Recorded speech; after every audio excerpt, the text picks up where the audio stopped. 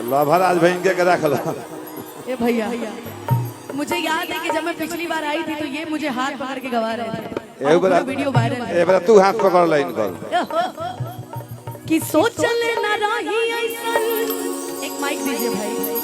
करबा तू घात हो कि जिंदगी में हमारा लागा दिहलायक हो कि जिंदगी में हमारा लागा दिहलायक हो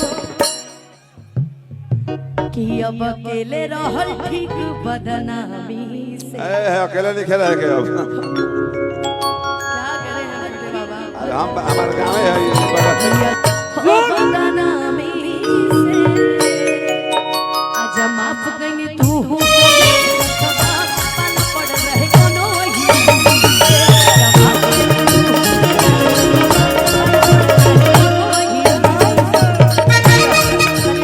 वो गाना गा दीजिए तो बघवा तेरा तरीका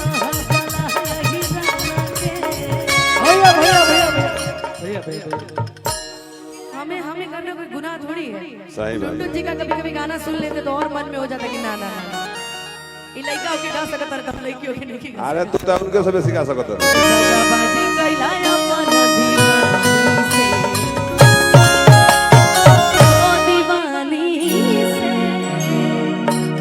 हम चाह कि तनी मंचवा भर देवल जा। जो माई मनीषा आप भी आ जाओ। हां सखी के बोला ला बना। आपकी सखी नहीं है ना हमार सखी और भी जो लोग आइल बड़ी हमार शाखा है सर।